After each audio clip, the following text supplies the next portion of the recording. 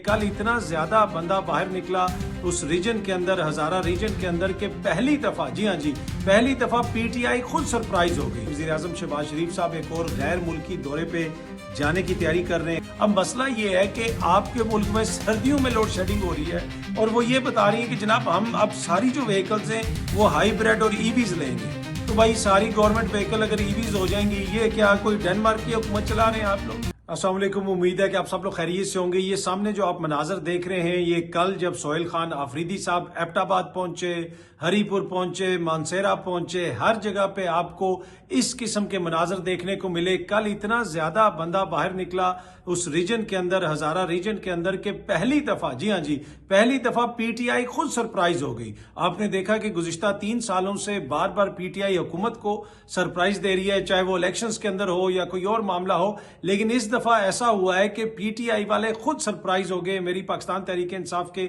एक senior leader से बात हुई, उन्होंने कहा कि जितने लोग बाहर निकले वो हमारे लिए भी बहुत बड़ा सरप्राइज था, क्योंकि ऑब्वियसली ठंड भी है, जिस किस्म का मौसम है, और ये हम एक्सपेक्ट कर रहे थे कि लोग बाहर आएंगे, लेकिन इतनी बड़ी तादाद में लोग बाहर आएंगे, इस तरह आके अपनी सपोर्ट का इजहार करेंगे। और उस रीजन के अंदर जो तारीखी तौर पे हमेशा से नवाज शरीफ साहब का गढ़ रहा है, ये जो सामने आप वीडियो देख रहे हैं, क्या आपने कभी ऐसी वीडियोस एबटाबाद से देखी, मानसेरा से देखी, उस रीजन के अंदर कभी आपने किसी और लीडर का हालिया बरसों में ऐसे इस्तकबाल देखा? अब ये कहते हैं नून लीग वाले कि हरीपुर से सीट भी हम जीत गए हैं, तो ये मियां साहब को वहां पे ले जाएं, एक ऐसा जलसा करवा दें, एक ऐसी रैली निकलवा दें। अब यहां पे जो गया है ये भी बड़ी इंपॉर्टेंट चीज है, वहां पे जो बंदा गया है वो कौन है? ना वो इमरान खान है, ना वो तहरीक इंसाफ का टीयर 1 का कोई लीडर है, वो उनका एक वर्कर है, सूबे का वो वजीर आला है। उससे पहले कितने लोग उस एरिया के अंदर उनको जानते थे, इसका अंदाजा आप खुद लगा सकते हैं। लेकिन बुनियादी तौर पे जो लोग बाहर निकले वो इमरान खान साहब के लिए निकले। वहां पे नारे भी लगे कि जी हर चौक जो है वो डी चौक बन जाएगा, ये होगा वो होगा। लेकिन ये जिस किस्म के मनाजर वहां से आए, जिसने कुछ पीटीआई वालों को भी सरप्राइज कर दिया, हुकूमत के लिए तो मेरे ख्याल में यकीनन इसके अंदर बहुत बड़ा सरप्राइज भी होगा और हुकूमत के लिए इसके अंदर बहुत सारी निशानियां भी होंगी। अब हुकूमत की कोशिश ये होगी कि इस सारे अमल को किसी तरीके से कंट्रोल किया जाए। इसके बाद आप देखेंगे कि वो जो मुफाहमत की बात है, जो मामलात को दुरुस्त करने की बात है, जो चीज़ों को आगे बढ़ाने की बात है, मुज़ाकरात की बात है, उसके अंदर तेज़ी नज़र आएगी। बहुत सारे लोग जो हैं वो बार बार मुफाहमत की बात करेंगे, उनकी कोशिश होगी कि किसी तरीके से इस मामले को ठंडा किया जाए। अच्छा, अब ये जो सारा एहतजाज वगैरह हो रहा है, जो स्ट्रीट मूवमेंट है, यकीनन जब सोहेल आफरीदी साहब ने स्ट्रीट मूवमेंट शुरू की थी, बहुत सारे लोग कह रहे थे कि ये कैसे होगा, ये ऐसे होगा, ये वैसे होगा, इतने लोग निकलेंगे, इतने लोग नहीं निकलेंगे। लेकिन जिस तरह उन्होंने मोमेंटम बिल्ड किया जाके सिंध के अंदर, फिर वो लाहौर उससे पहले गए थे, और अब जिस तरह वो खैबर पख्तूनख्वा के अंदर मुख्तलिफ एरियाज के अंदर जा रहे हैं, इससे पहले वो जलसे भी कर चुके हैं, और जलसों के बाद अब जो वो रैलीज निकाल रहे हैं, और उसमें जितनी बड़ी तादाद में इन शहरों के अंदर लोग निकले हैं, उससे तो वाज़े तौर पर नजर आता है कि पाकिस्तान तहरीक इंसाफ की जो सपोर्ट है, और एक ही उनका पॉइंट है, इसमें कोई और बड़ा एजेंडा नहीं है, इसमें कोई और बड़ी रिफॉर्म नहीं है। लोगों का एक ही एजेंडा है कि इमरान खान साहब की रिहाई, और इमरान खान साहब के ऊपर जो मुकदमात हैं वो जिस तरीके से चलाए जा रहे हैं वो ज्यादती है, उनकी एहलिया को भी बंद किया गया है। ये वो सारी चीजें जिसके ऊपर लोग बाहर भी निकलते हैं, जिसके ऊपर लोग एहतजाज भी करते हैं। अब ये जो इतना क्राउड बाहर निकला हुआ है, इतने लोग ये जो वीडियोस के अंदर आपको नजर आ रहे हैं, ये सोहेल आफरीदी साहब को क्यों देखने के लिए निकले? सोहेल आफरीदी तो पहले भी यहीं पे था, बहुत सारे दीगर एमपीए भी हैं। आज सोहेल आफरीदी को ये लोग देखने के लिए क्यों निकले हुए? उसकी बुनियादी वजह यह है कि वो ये कहते हैं कि जी एबटाबाद में, मानसेरा में, हरीपुर में, इन सारे इलाकों में इमरान खान का नुमाइंदा आया है। देखे ना, मैंने ये बात पहले भी की थी कि माजी में ये होता था कि लोग लीडरान को देखने के लिए निकलते थे, मियाँ साहब हो जाएं, बीबी हो जाएं, भुट्टो साहब हो जाएं, दीगर लोग हो जाएं। लेकिन ये पहली दफा हम देख रहे हैं कि एक लीडर के नुमाइंदे को देखने के लिए लोग निकल रहे हैं। उनको पता है कि ये लीडर नहीं है, यानी इमरान खान साहब वहां पे नहीं है, वो ना इस जलसे में होंगे, ना वो इस रैली में होंगे, लेकिन उसके बावजूद वो ये कहते हैं कि क्योंकि ये रैली उनके लिए निकली है, लिहाजा हम इसमें शिरकत करेंगे। और सोहेल खान आफरीदी आज क्यों इतना पॉपुलर है? वो बुनियादी तौर पे पॉपुलर इसीलिए है कि जो इमरान खान साहब ने उसको कहा है वो उसके मुताबिक चल रहा है, ना एक कदम आगे ना एक कदम पीछे। इमरान खान साहब ने उनको कहा है कि आपने किसी से राब्ता नहीं रखना, तो वो जिस हद तक मुमकिन है वो किसी से राब्ता नहीं रखते। इमरान खान साहब ने कहा है कि हुकूमत वालों से मुज़ाकरात नहीं करने, वो भी ये कहते हैं जी हुकूमत वालों से हम कोई मुज़ाकरात नहीं करेंगे। ऑल्दो के अचकज़ई साहब के हवाले से कहा जा रहा है कि जी वो मुज़ाकरात कर सकते हैं। मियाँ साहब से इवन के फवाद चौधरी साहब ने अपील कर दी कि मुल्क का जो सियासी माहौल है उसको बेहतर करने के लिए, सियासी टेम्परेचर नीचे लाने के लिए मियाँ साहब अपना किरदार अदा करें। भाई मियाँ साहब इसको क्या किरदार अदा कर सकते हैं? ये वो एरिया है जो मियाँ साहब का गढ़ था। मियाँ साहब को इधर ले जाएं और जितने बंदे सोहेल अफरीदी साहब का इस्तकबाल करने आए हैं, अगर इससे आधे भी मियाँ साहब का इस्तकबाल करने आ गए तो मैं मान जाऊंगा कि मियाँ साहब कोई किरदार अदा कर सकते हैं। इस वक्त मियाँ साहब बड़ा लिमिटेड किरदार अदा कर सकते हैं और वो जो किरदार अदा कर रहे हैं वो अपनी हुकूमत के लिए, अपनी जमात के लिए जिस तरीके से कर रहे हैं वो सबके सामने है। तो मुज़ाकरात होंगे और क्या मुज़ाकरात के नतीजे में कोई इस वक्त बामानी किस्म की पेशरफ्त होगी? मुझे नहीं लगता। ना नवाज शरीफ साहब इस पोजीशन में हैं कि वो तहरीक इंसाफ को कुछ दे सकें, ना जरदारी साहब कुछ दे सकते हैं, ना ही अचकज़ई साहब इस पोजीशन में है कि वो इन दोनों शख्सियात से बात करके कोई बामानी किस्म की पेशरफ्त कर देंगे। अब यकीनन इसके अंदर आपको ज्यादा आवाजें सुनाई देंगी कि मुज़ाकरात होने चाहिए, पारा नीचे जाना चाहिए, इस तरीके से मामला हल नहीं होंगे, आप अपना किरदार अदा कर दें, उससे अपील हो गई, इससे अपील होगी। लेकिन टू बी ऑनेस्ट मुझे इन सारी अपीलों के नतीजे में, इन सारी बातों के नतीजे में कोई हल निकलता हुआ नजर नहीं आ रहा। ना ही मुझे 8 फरवरी का जो एहतजाज है वो कोई फाइनल और कोई बहुत बड़ा एहतजाज नजर आ रहा है। लेकिन मैंने आपसे पहले भी कहा था और आप मेरे गुज़िश्ता 2-3 हफ्तों के व्लॉग्स देख लें, मैंने आपसे बार बार ये चीज शेयर की है कि मुझे ये लगता है कि चीजें किस तरफ जा रही हैं ये अप्रैल के महीने से पता चलना शुरू होगा। उसके बाद चीजें वाज़ेह होंगी कि ये जो स्ट्रीट मूवमेंट है ये कितनी कामयाब है। लेकिन जो मनाजिर हमने देखे एबटाबाद के अंदर, ये अगेन आप सामने मनाजिर देखें, ये मनाजिर देख के तो खुद पीटीआई वाले सरप्राइज हो गए। हुकूमत वालों का क्या हुआ होगा उसका अंदाजा आप खुद लगा सकते हैं। ये बार बार रिवाइंड करके देखे जा रहे होंगे हुकूमत के दोस्तों की तरफ से, और हुकूमत वालों को भी इस चीज का इदराक है कि भाई एक साइजेबल क्राउड निकला है और हुकूमत वाले ऑफ द रिकॉर्ड इसको मानते भी हैं। बहुत सारे सहाफी यकीनन उन्होंने भी बात की होगी, हुकूमत वालों से पूछा होगा और हुकूमत वालों ने अपना आगे से मौक़िफ़ भी दिया होगा।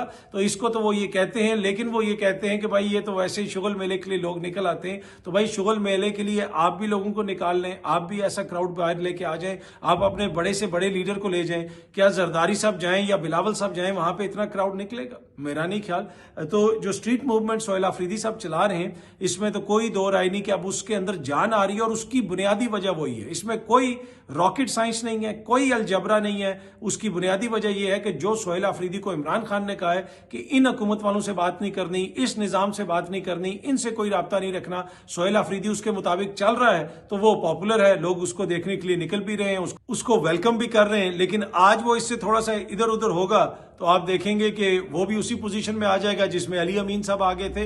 पर एनीवे जनाब, ये अनप्रेसिडेंटेड किस्म के, गैर मामूली किस्म के मनाजर हमने हजारा रीजन से देखे हैं। वो हजारा रीजन जो ट्रेडिशनली तारीखी तौर पे नून लीग का स्ट्रॉन्ग होल्ड है, आज वहां पे ये हालत है। दीगर जो इलाके हैं खैबर पख्तूनख्वा के, जो पश्तून बेल्ट है जहां से सोहेल अफरीदी साहब हैं, या दीगर जो इस तरह के एरियाज हैं, वहां पे कितनी सपोर्ट है इमरान खान साहब की वो भी सबको पता है। तो अगर खैबर पख्तूनख्वा के अंदर कोई बड़ा एहतजाज किया जाता है और कहा जाता है कि एहतजाज सिर्फ खैबर पख्तूनख्वा के अंदर होगा, सड़कें ब्लॉक हो जाएंगी, ये हो जाएगा, वो हो जाएगा, तो वो वफाक के लिए बहुत बड़ा मसला क्रिएट कर देगा। और इसी वजह से जो मुज़ाकरात की बात हो रही है, माहौल को बेहतर करने की बात हो रही है, और ये भी कहा जा रहा है कि देखें ना जी कितनी ज़बरदस्त बात हो गई, अचकज़ई साहब का नोटिफिकेशन हो गया और मियाँ साहब ने इसमें बड़ा अपना इंपॉर्टेंट किरदार अदा किया। भाई माजी में तो हमने सुना था कि जो हुक्मरान थे वो तहसीलदार की, पटवारी की नौकरियां बांटते थे। अगर अब हालत ये हो गई है कि जो लीडर ऑफ द ऑपोजिशन का ओहदा है, जो एक आईनी ओहदा है,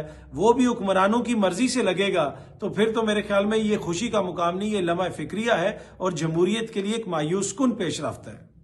अच्छा जी, अगली जो खबर आपसे शेयर करनी है बड़ी इंपॉर्टेंट खबर है। हमारे वजीर आजम शहबाज शरीफ साहब एक और गैर मुल्की दौरे पे जाने की तैयारी कर रहे हैं। खबर इस तरह की रिपोर्ट हो रही है कि 19 जनवरी को वो वर्ल्ड इकोनॉमिक फोरम में शिरकत के लिए स्विट्जरलैंड जाएंगे। अब देखते हैं कि वो जाते हैं या नहीं जाते, लेकिन खबर काफ़ी हद तक ये कंफर्म है कि पाकिस्तान के वज़ीर आज़म स्विट्जरलैंड जा रहे हैं 19 जनवरी को वर्ल्ड इकोनॉमिक फोरम में शिरकत करने के लिए। और उसके बाद कुछ ज़रा ये बताते हैं कि हो सकता है कि वहाँ से फिर वो लंदन चले जाएं और कुछ दिन वो लंदन गुजारें। अब देखते हैं कि वो कितने दिन लंदन गुजारेंगे, लेकिन यकीनन पाकिस्तानियों के लिए कोई ना कोई बड़ी खुशखबरी लेने जा रहे होंगे, तो इसीलिए वो गैर मुल्की दौरे पे जा रहे हैं। तो ये जो गैर मुल्की दौरों का सिलसिला शुरू हुआ था जब से वो वज़ीर आज़म बने, उसमें कोई कमी होती हुई नज़र नहीं आ रही है। और अब वो स्विट्जरलैंड के दौरे की तैयारी कर रहे हैं और उसके बाद कुछ ज़रा ये बता रहे हैं कि ऐन मुमकिन है कि उसके बाद फिर वो कुछ दिन लंदन में भी क़याम करें।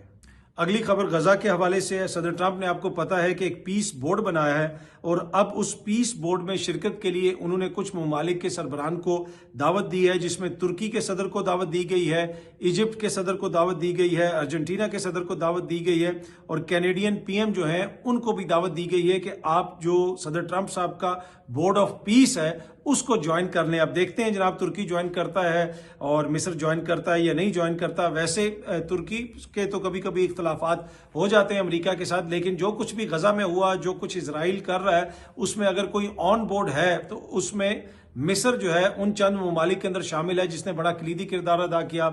जैसे उसने गजा के बॉर्डर को ब्लॉक रखा, लोगों को वहां से नहीं निकले दिया, वहां से एड भी नहीं आने दी और इसी वजह से मिस्र जो है और जो जनरल सीसी की हुकूमत है वो अमेरिका के बड़े करीब है और अमेरिका से उसको एड भी मिलती है और उसके ऊपर जो टैरिफ लगाया गया है वो टैरिफ भी दीगर ममालिक से कम है। अच्छा, अगर आप टैरिफ की बात करें तो सदर ट्रंप ने जनाब धमकी दे दी है यूरोपियन ममालिक को।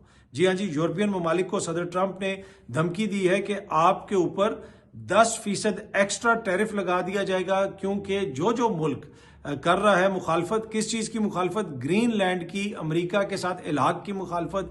जो लोग ये कह रहे हैं कि जी ग्रीनलैंड डेनमार्क का हिस्सा है, अमेरिका को उसके ऊपर कब्जा नहीं करना चाहिए, जो इस तरह के बयान दे रहे हैं, उन ममालिक के खिलाफ सदर ट्रंप ये कहते हैं कि मैं मजीद टैरिफ लगा दूंगा। ये सामने आप देख सकते हैं, गार्डियन भी रिपोर्ट कर रहा है। इसमें जो मुल्क शामिल हैं उनमें डेनमार्क है, नॉर्वे है, स्वीडन है, यूके है, फ्रांस है, जर्मनी है, नेदरलैंड है, फिनलैंड है। इन सारे ममालिक को सदर ट्रंप ने धमकी दी है कि भाई आप पर एक्स्ट्रा 10% टैरिफ लगा दिया जाएगा। दूसरी जानिब ये जो सारे ममालिक हैं इन्होंने भी एक तरह से, जिसे आप कह सकते हैं कि एका किया है। ये कह रहे हैं कि भाई ये जो आप ग्रीनलैंड में करने की कोशिश कर रहे हैं ये मुनासिब नहीं है। आज आप ग्रीनलैंड लेंगे, कल आप कुछ और लेंगे, कल कोई और मुल्क उठ के कुछ और कह देगा। तो इसके ऊपर, जिस तरह मैंने आपको पहले भी कहा था कि वेनेजुएला के अंदर तो उन्होंने कार्रवाई कर ली सदर ट्रंप ने, ग्रीनलैंड को लेना इतना आसान नहीं होगा और आप देखेंगे कि बहुत ज्यादा मुश्किल होगा। और उसकी बुनियादी वजह यही है कि एक तो ग्रीनलैंड खुद एक डेमोक्रेटिक जगह है, डेनमार्क एक डेमोक्रेटिक मुल्क है और फिर जो यूरोपियन एलाइज हैं मेरे ख्याल में उनके भी बड़े संगीन नौयत के इसके ऊपर तहफुजात होंगे। तो ये मुझे होता हुआ नजर नहीं आ रहा और ऐन मुमकिन है कि इसकी वजह से अमेरिका के साथ यूरोपीय ममालिक के जो ताल्लुकात हैं उनमें मजीद बिगाड़ आए। आपने देखा कि पहले कनाडा के साथ जो सूरत हाल है वो हमारे सामने है। कनाडा ने अब चाइना के साथ एक नई डील की है। मार्क कार्नी जो कनाडा के प्राइम मिनिस्टर हैं वो चाइना गए हुए हैं और वहां पे उन्होंने कुछ तजारती, जिसे आप कह सकते हैं डील के हवाले से कुछ चीजों के ऊपर दस्तखत किए हैं और उसके तहत जो चाइना की ईवी यानी इलेक्ट्रॉनिक व्हीकल्स हैं उनको भी एक्सेस दिया जाएगा। किधर, कैनेडियन मार्केट में उनके ऊपर टैरिफ्स वगैरह कम किए जाएंगे। तो इसको एक बड़ी सिग्निफिकेंट पेशरफ्त करार दिया जा रहा है और लगता ऐसे है कि बहुत सारे लोग अमेरिका से तंग आ रहे हैं और उस तंग आने की वजह से वो मुख्तलिफ डील्स वगैरह कर रहे हैं। लोग चाइना की तरफ देख रहे हैं, दीगर मंडियों की तरफ देख रहे हैं। तो लॉन्ग टर्म जो सदर ट्रंप की पॉलिसीज हैं उनका नुकसान होगा अमेरिका को। अच्छा, अब ये जो मार्क कार्नी है, वैसे ये बड़े इंटरेस्टिंग कैरेक्टर है, मैंने आपको पहले भी बताया था। वो इस वक्त कनाडा के वजीर आजम है, लेकिन क्या आपको मालूम है कि वो पहले बरतानिया के जो स्टेट बैंक है, जो बैंक ऑफ इंग्लैंड है, जिस तरह हमारा स्टेट बैंक ऑफ पाकिस्तान है, वो उसके सदर थे, उसके सरबराह थे, गवर्नर थे उसके। स्टेट बैंक ऑफ जो है बरतानिया या फिर आप उसको बैंक ऑफ इंग्लैंड कहते हैं, वो उसके सरबराह थे। और वो 3 ममालिक के जो है शहरी भी हैं, आयरलैंड के शहरी भी हैं, बरतानिया के शहरी भी हैं और कनाडा के शहरी भी हैं। अब हो सकता है कि शायद उन्होंने अपनी 2 जो सिटीजनशिप्स हैं वो वापस कर दी हों, लेकिन आप इससे अंदाजा लगा लें कि उन ममालिक में कैसे चीजें ऑपरेट करती हैं। कि एक मुल्क का जो स्टेट बैंक का गवर्नर था वो दूसरे मुल्क का जाके वजीर आजम बन गया। यहाँ पे तो कोई बाहर से बंदा आ जाए तो हम सारे उसमें के अंदर जो है मुल्क दुश्मनी ढूंढते रहते हैं कि ये साजिश हो गई, वो हो गया, ये हो गया। पर एनीवे हमारा जो है एक डिफरेंट निज़ाम है, दुनिया एक डिफरेंट लेवल पे ऑपरेट कर रही है, स्पेशली जो मगरबी दुनिया है। अच्छा, जिस तरह चाइना की जो ईवीज हैं उनके ऊपर कनाडा ने टैरिफ्स वगैरह कम कर दिए हैं, पाकिस्तान के अंदर भी आजकल ईवीज का बहुत ज्यादा जिक्र है। 2-3 दिन पहले मरियम औरंगजेब साहिबा ने ये ट्वीट किया हुआ था, पंजाब की वो मिनिस्टर हैं, उन्होंने अपनी ट्वीट के अंदर बताया कि the government of Punjab under the direction of the chief minister has decided that petrol vehicles will no longer be procured, यानी पेट्रोल की जो पे चलने वाली व्हीकल्स को, गाड़ियों को नहीं खरीदा जाएगा। अंडर दिस ईयर्स प्रोग्राम, इस साल के प्रोग्राम के तहत only hybrid and electronic vehicles EVs will be purchased. Going forward all government vehicles procurement will be restricted to EVs and hybrids.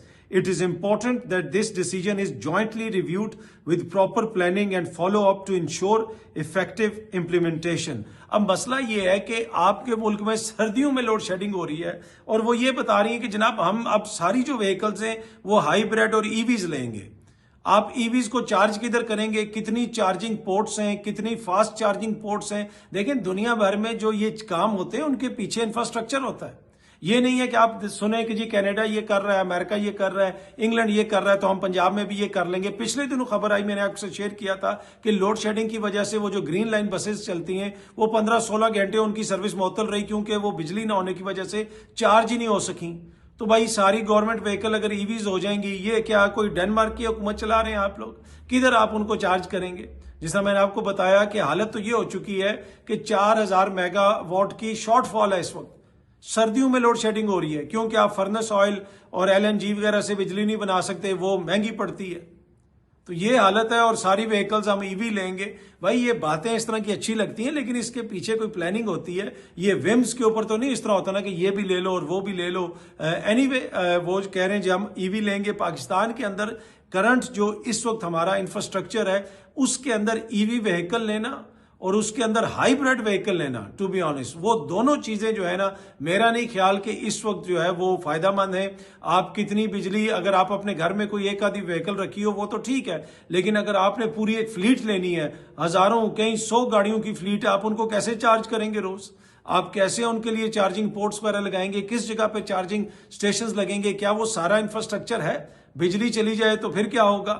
जो अगर कंप्लीटली ईवी है तो वो तो अगर चार्ज नहीं होगी तो वो तो खड़ी हो जाएगी। हाइब्रिड फिर पेट्रोल पे चल जाती है। लेकिन पाकिस्तान के अंदर जो इंफ्रास्ट्रक्चर है इसमें इस वक्त टू बी ऑनेस्ट जो फ्यूल के ऊपर चलने वाली गाड़ियां हैं वही ज्यादा बेहतर ऑप्शन है। अगर आप कोई ईवी ले भी लेंगे या कोई और हाइब्रिड ले भी लेंगे, वो जाती इस्तेमाल के लिए तो चल सकती है। हमारे पास कोई ऐसा इंफ्रास्ट्रक्चर नहीं है कि हम हजारों जो हुकूमती गाड़ियां हैं उन सब को जो है ईवी गाड़ियों से रिप्लेस कर दें और ईवी गाड़ियां जो है सिर्फ ली जाएं। हमारे पास तो ऐसा इंफ्रास्ट्रक्चर ही नहीं है जो इस सारी शिफ्ट को सपोर्ट कर सके।